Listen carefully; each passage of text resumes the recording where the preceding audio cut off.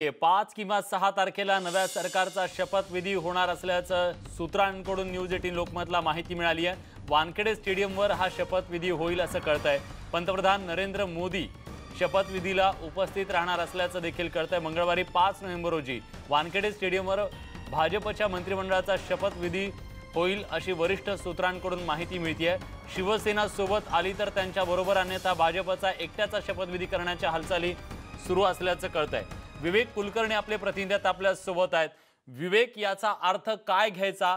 शिवसेना भाजप समोरासमोर यायला तयार नाहीत, भाजप एकला चलोरेच्या भूमिकेतून पुढे जाते का?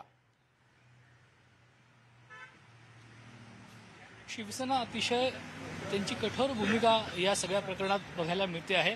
आज देखील संजय राऊत यांनी मुख्यमंत्री शिवसेनेचं होईल अशा पद्धतीची भूमिका घेतली आहे। मात्र भारतीय जनतातर्फे अडीच वर्ष मुख्यमंत्रीपदाचा जो कार्यकाळ आहे तो दोन पक्षांना मिळेल ही भूमिका मात्र नाकारण्यात येते आहे।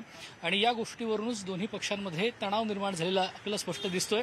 आणि त्यातूनच 5 किंवा 6 नोव्हेंबरला भारतीय जनता पक्ष शपथविधीचा कार्यक्रम वानखेडे स्टेडियमवर घेऊ शकतं अशी आपल्याला माहिती मिळते आहे। आणि या कार्यक्रमाला पंतप्रधान नरेंद्र मोदी देखील येऊ शकतात अशी आपल्याला माहिती मिळते आहे। 2014ला जेव्हा निवडणूक झाली त्यानंतर शपथविधी जो 31 ऑक्टोबर 2014ला भारतीय जनता पक्षाचा झाला होता, मुख्यमंत्री देवेंद्र फडणवीस झाले होते। त्याच्यानंतर साधारणतः 1.5 महिन्यानं शिवसेनेचे मंत्री या सरकारमध्ये सामील झाले होते। भारतीय जनता पक्षाच्या 10 मंत्र्यांनी सगळ्यात पहिले शपथ घेतली होती। त्यामुळे शिवसेना जरी सोबत नाही आली तरी देखील सरकार स्थापन करायचं हा भारतीय जनता पक्षानं ठरवलेलं आहे। अगदी छोटासा प्रश्न विचारतो विवेक, बहुमताच्या आकड्याचं काय?